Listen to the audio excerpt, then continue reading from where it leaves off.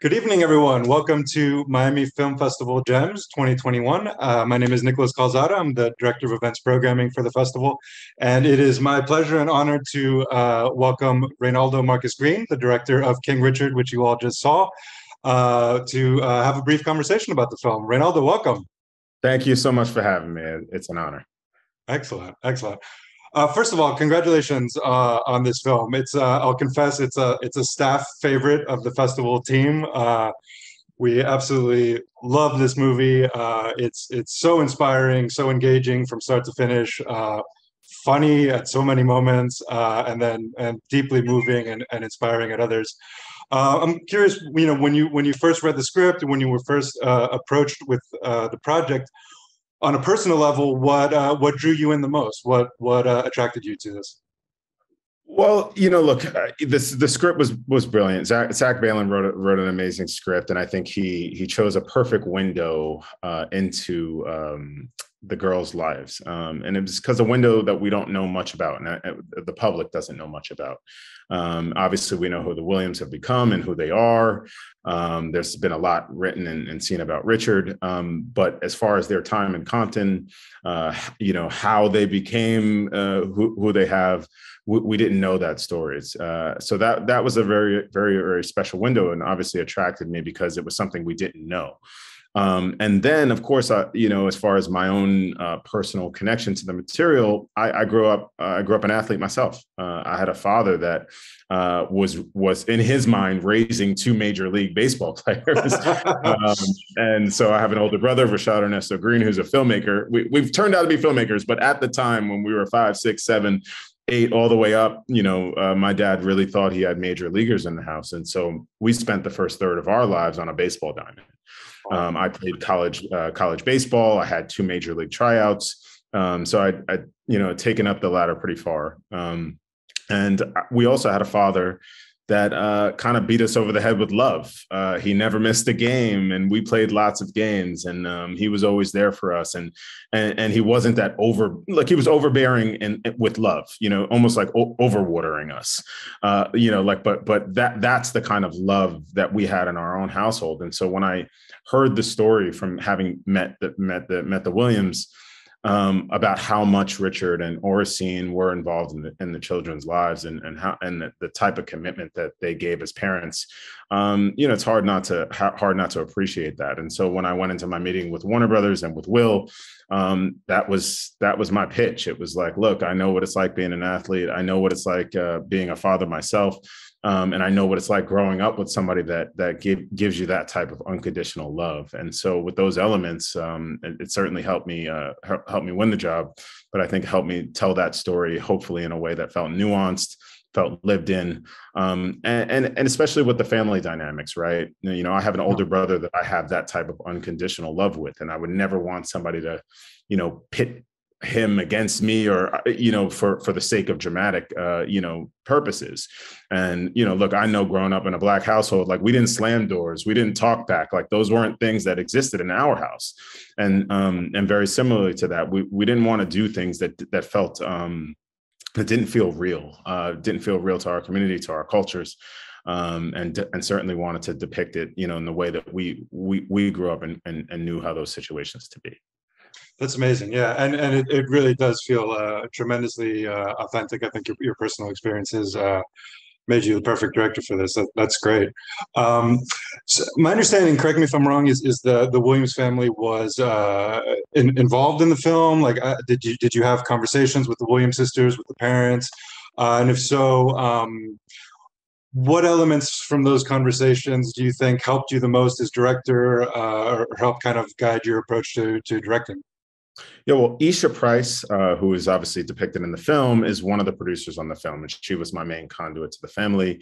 Lindrea Price is also a costumer.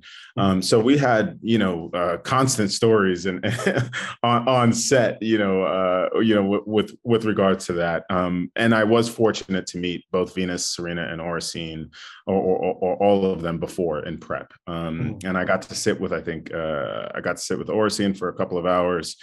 And one of the first things she said to me, and it was even before we had cast the role, was "Don't make me a chump." So I knew I was looking for a tough cookie when it came to that. And I had seen Anjanou Ellis in a few roles, and I thought, who could go toe to toe with Will? And then when we put them in the room, what you see is what you get. It was so dynamic. She's got such a depth. She's an incredible human being, but what a fantastic actress, Yes. who's able to do so much with so little.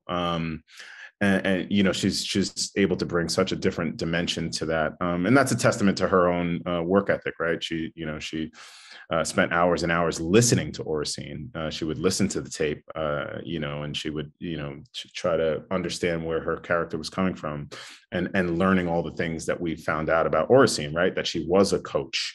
She wasn't just mom who was sitting in the stand. She was working full time, and she was also coaching full time. She was also, the center and the backbone of the family in terms of faith. She was providing a lot for those children. And so she wasn't an addendum to Richard's story. She was Right. part of the fabric of that family, and traveling to the court. When Richard and Venus were on one court, she was on the other court with Serena. And so hearing that, it was like, whoa, whoa, whoa, we have to incorporate this. This has to be part of the journey for this family, because it's amazing, right? You have two parents out there, and it's great. Look, my parents got divorced when I was young, and they all gave me love in different places. But having that really, that unified unit, I think is so important. It was so important to this story, and was sort of amazing. And obviously meeting Venus, meeting Serena, to be able to hear their side of their father's story, the love, the admiration that they had, for him, and still to this day, how close they are, how close all of the girls are. Yeah. Yeah. Their story is not a standalone story. When you talk about Venus and Serena, you're really talking about Isha and Landrea and Tundi, and you have this. They were picking up balls. They were holding signs. They were all sharing that room, and they are still this close to this day. So it's a testament to the entire family sacrificing their lives for what we know as two of the greatest athletes potentially of all time. But also just the human beings that they have become, the leaders in their communities, the icons in their community. They're far, they're going to be known as far more than tennis players, for the legacy that they will continue to leave behind. Yeah, that's beautiful, and all that really comes across in the film. I mean, it really is a portrait of a whole family. You mentioned the performances, which are brilliant. Will Smith is getting some, I think, much deserved Oscar buzz for this role. For me, it was amazing. Like watching, I forgot Will Smith was on there. He just disappears into this character. The physicality is different than anything I've seen from him. The speech. Can you talk a little bit about your process with him, or things you also observed about his own process? Because the end result was amazing. Yeah, well, it started early, right? It started from my very first meeting with Will, and we talked about our fathers. We talked about our relationship as fathers ourselves. Will is a father to a daughter, and I know how close he is to Willow, and we connected, we bonded on that. And then the next step for us was really finding the balance, right? He's got a dialect that he has to balance. He's got, the real Richard Williams is from Shreveport, at times very difficult to understand. So how far do we go with that? Prosthetics, right? And how far do we go with making Will look like the real Richard Williams? It's Will Smith, and everybody knows it's Will Smith. So, I wanted to offset his look, but not for it to be distracting, or for us to get lost just get lost in the hair and makeup of it all. And so working with his team, which was an incredible team, I mean, some of the best in the business, of Judy and Pierce and those guys, to help us find the balance of what I thought was just right. Yeah. It was just right. We would take it to the edge, but not go over, and allow Will really to embody who we have come Richard to the Richard that we have come to know, the human side. The media portrays Richard to be one way, but then when you hear the side of the family, it opens up this whole other sort of chapter to him, to his life, this other window into who he is. A scene for me that I think really depicts who Richard is the interview scene where he interrupts the interviewer to really, protect his daughter, and to show that he doesn't want negative thoughts to penetrate his young daughter's mind at that time. But it's also critical in our movie because it's a time that Venus is taking agency. She's becoming a woman and she's growing up, and she wants her own journey. And so to see that happen at that time, I think is a really great depiction of our film. It really kind of encapsulates what the relationship is, and that push and pull between father and daughter, but how much love and how much respect that they have for one another. And Will really just sinks in. And look, Will's prep and dedication is second to none. He's somebody that literally had when I first met him, he had the entire script on index cards, different color coded index cards. And Wow. each scene had a header, and then it had the intention for each scene, sort of on one line, one clean sentence of what the intention of each scene was. And the different colors represented any time in the story that it felt funny, or he was not we weren't sure we had to work through. And that was just I came into that process. I have my own little funky process, but Will's process was so meticulous when it came to that. And we talked through those fuzzy areas. Okay, well, what is it? What does it mean? And a lot of it happened, with the screenwriter, Zach Balin, who wrote a great script. And we were able to talk through these moments in the script and really work out where Richard's head was at that time. And look, we have to take certain liberties, right? We're making a movie about a person in 2 hours and 20 minutes. We certainly have to change certain things in order to fit it all, and have it work for us. But I think Will does an incredible job, sinking into who we know Richard to be. And it's a testament to his work ethic. Will would drive himself to set in pure silence and recite the lines on the way to work. And it allows him to go off book. And that's the brilliance of Will, right? You have already what's already a great, a great story and a great structure. And then he's able to pepper in those moments of, Pete Stamper's going to steal your stuff. And you're like, man, Oh, that's great. Yeah. You have these sort of unscripted moments, which are natural and real because he's completely invested in the characters. And that's throughout the film, right? That's Will's genius, really working with what we have. And for me, I'm standing back as a coach in some ways, and hopefully providing that space for him to go there, to feel free.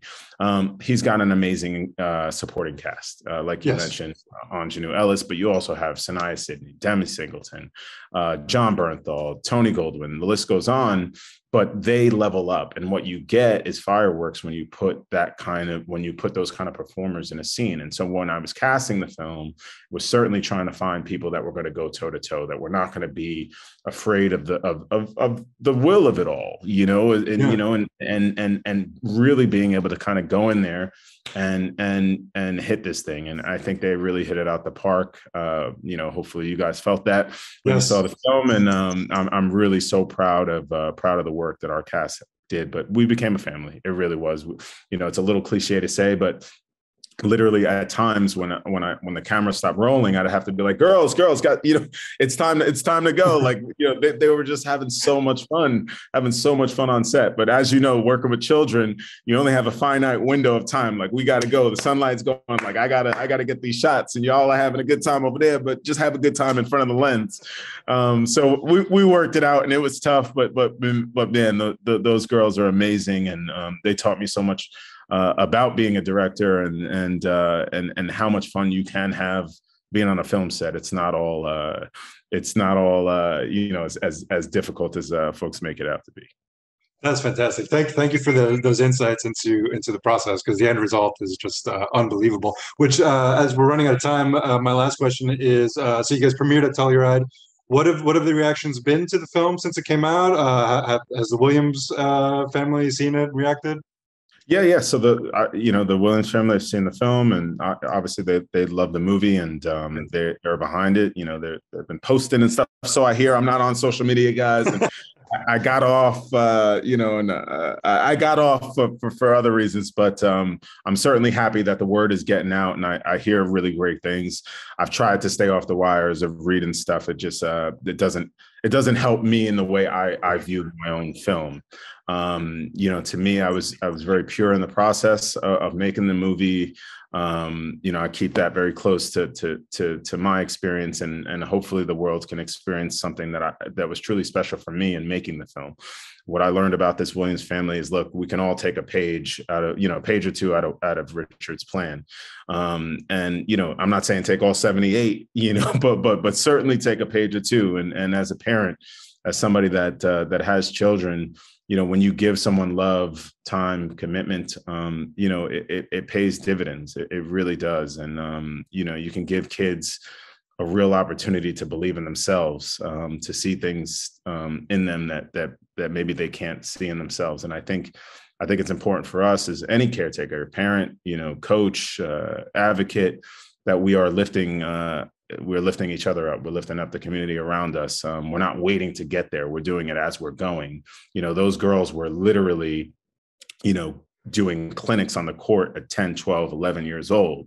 They didn't wait to become superstars to then give back to the community. They were doing it all along. And it's a testament to why they have not burnt out, why they have not cracked out, because they view themselves as far, far more than tennis players. And I think if we viewed ourselves far more than what we do, I think that's something we can all kind of take from their journey. So I tip my cap to the Williams family. I'm so grateful to have been able to help shepherd this story, and obviously have a brilliant cast and crew to be able to help take us to where we are. Thanks, Reinaldo. That's perfectly said, and your film certainly does great honor to that story and those messages. Thank you so much on behalf of the Miami Film Festival. It was really such a joy and a privilege to be able to share this film with our audience, and we thank you for your time. I know you're working on a new project, so thank you for taking some time to talk to us. Awesome, man. My pleasure. Anytime. Thank you. All right. Thank you guys for watching. Okay. Bye, guys. Bye.